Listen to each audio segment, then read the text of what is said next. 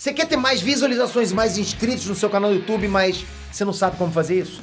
Então preste atenção. Por isso eu pensei numa forma de te ajudar a ter o seu canal de sucesso. E assim foi criado o treinamento Viver de YouTube. Nesse treinamento, galera, eu revelo tudo o que eu fiz nos últimos anos para conseguir ter um canal com mais de 10 milhões de inscritos e que hoje me gera renda, patrocínios, né, reconhecimento de milhões de pessoas. E não foi só um canal que eu fiz vários canais. Inclusive canal que eu nem apareço. Todos os canais com mais de milhões de inscritos. Já pensou você dormindo e caindo dinheiro na sua conta sempre? Com o YouTube isso é possível, acontece. Basta você clicar agora no botão Saiba Mais e venha aprender como é que você pode começar a bombar no YouTube hoje. 94... em 93, aliás, em 94 morre o Senna, em 95 o SBT... Você estava onde na morte do Senna? Você estava no Imola. Você estava lá? Tava. Eu anunciei a morte dele, né? Como que foi? Porque eu estava em casa, eu lembro, era um domingo e tal. Inclusive a frase que eu usei, as pessoas lembram até hoje, uma notícia que a gente jamais gostaria de dar, morreu Ayrton Senna da Silva. É porque quando acontece um acidente, ninguém sabe direito o que aconteceu. Onde você estava? Para você chega como a notícia? Olha, alguém está em campo? Aquele fim de semana, foi um fim de semana... Isso, eu vou tentar resumir aqui, isso é um dos capítulos do livro, né? Mas enfim, foi o fim de semana mais diferente, mais nefasto de toda a história da Fórmula 1, porque na sexta-feira você teve o acidente do Roland Ratzenberger. Exatamente. Aliás, desculpe, na sexta-feira você teve o acidente do Rubens Barrichello. Ah, esse eu não sabia. Na sexta-feira você teve o acidente do Rubens Barrichello, um acidente extremamente grave. O Rubinho quase morreu, o Senna foi um dos primeiros a chegar no local do acidente, socorreu, ajudou a socorrer, foi no hospital visitar o Rubinho. No sábado morreu Roland Ratzenberger. Exatamente. Entendeu? E o próprio Senna me contou que ele não tinha morrido na pista. Que ele não tinha morrido no hospital, mas sim na pista, que ele morreu na pista. Abalou ele e tinha sido contado uma mentira, porque pela lei italiana, quando acontece o que eles chamam de sinistro, o evento tem que ser automaticamente suspenso. Então a corrida que vitimou Ayrton Senna não poderia ter sido realizada, porque o evento deveria ter sido suspenso. Se seguisse a lei... O Senna me contou isso. Se seguisse a lei, ele não teria morrido. O Senna me contou, olha, Sabrina, eu vou te contar, você não pode falar, eu respeitei isso.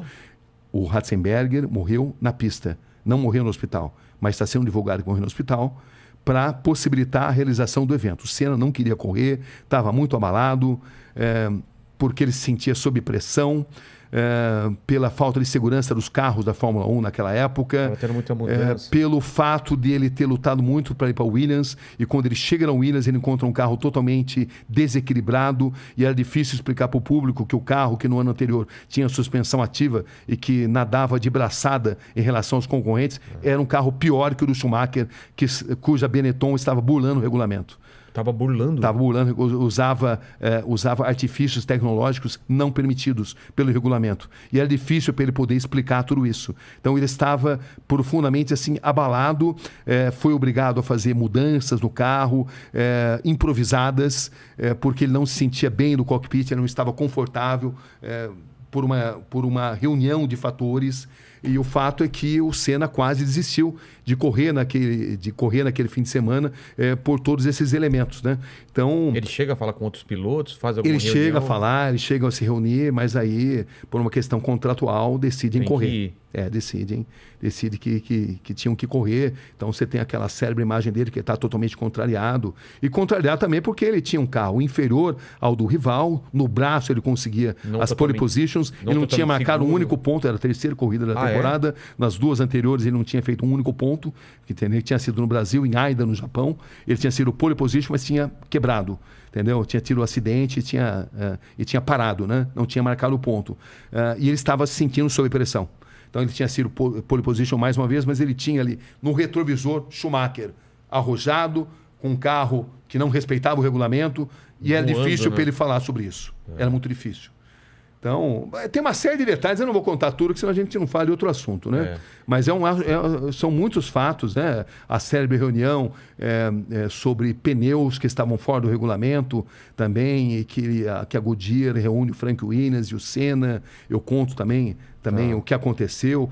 O fato é que a cabeça do Senna estava muito abalada, porque uma gambiarra tinha sido feita no carro, porque o carro era inferior e porque essa sucessão de acidentes tinham mexido com o emocional dele, né? O acidente gravíssimo do Rubinho, que por um triz não morreu na sexta, o acidente fatal do Roland Ratzenberger, enfim, era um piloto muito diferente daquele que a gente estava acostumado a ver e sob imensa pressão de vencer. Total. Porque patrocinadores pressionavam, a torcida pressionava, o mundo pressionava, porque ele era o melhor piloto. E ele não sabia como explicar, como falar para a opinião pública a situação que ele estava vivendo. Como é que ele vai explicar com um carro que no que ano passado era... Nossa, não dava nem graça, né?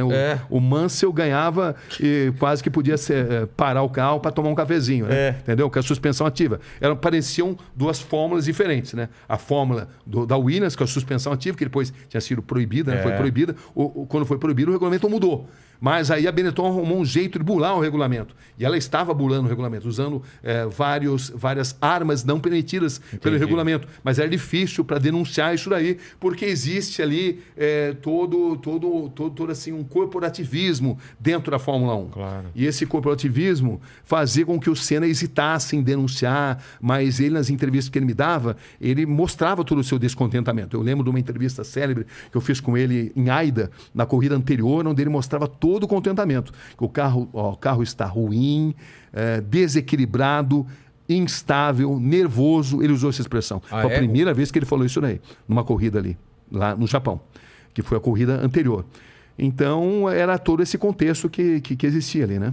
E quando acontece o acidente, parece que não tem imagens do acidente mesmo. Então, esse é um outro... Eu fui o primeiro cara a praticamente desvendar essa imagem, que a Foca dizia que não tinha essas imagens, mas aí eu consegui uma série de depoimentos de pessoas que diziam que tinham visto. Eu peguei o Bernie Eccleston, que era o presidente da Foca, o todo-poderoso da Foca, e eu o confrontei com esses depoimentos. Olha, existe essa imagem. Falei, tá certo, é verdade. Eu vou te mandar. Ele mandou essa imagem. Só que a imagem, 1 segundo antes do choque no muro, ela desaparece.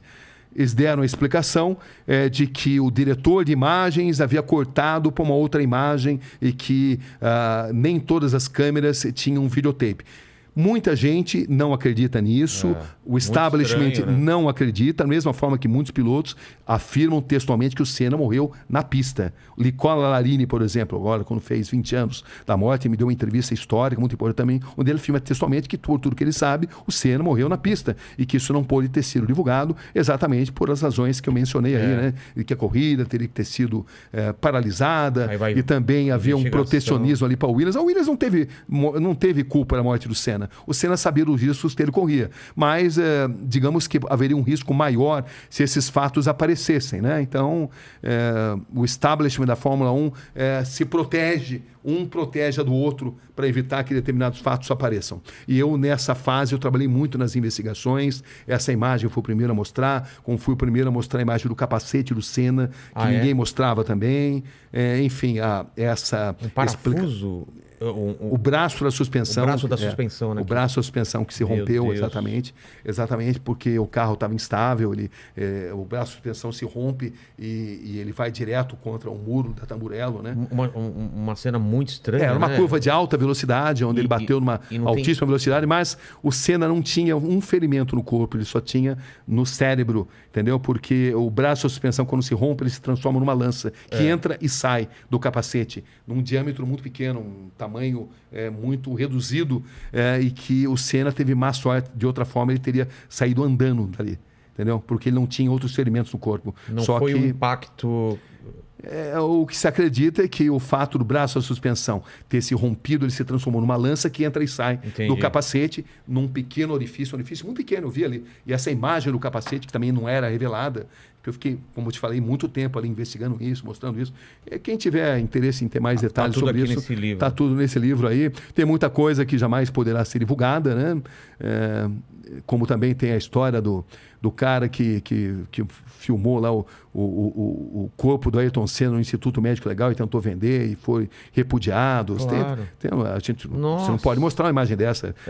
O que vai se ganhar com isso? Nada. Não. Então, né? Mas enfim, mas tem todo tipo de história. E o que eu digo para vocês até hoje é que todos os momentos que eu falo de Ayrton Senna, eu rendo as minhas homenagens, porque eu aprendi muito com ele. Como ser humano, como profissional, um cara comprometido totalmente com o perfeccionismo, com a determinação e, ao mesmo tempo, quando não estava tomado pelo modo perfeição, um cara muito engraçado. Ah, é? Muito engraçado. Tirador de sarro, inclusive, no documentário que eu cheguei a fazer, um dia você pode ver até, nossa, me sacaneava direto, nossa, o tempo todo. Até aqui tem uma...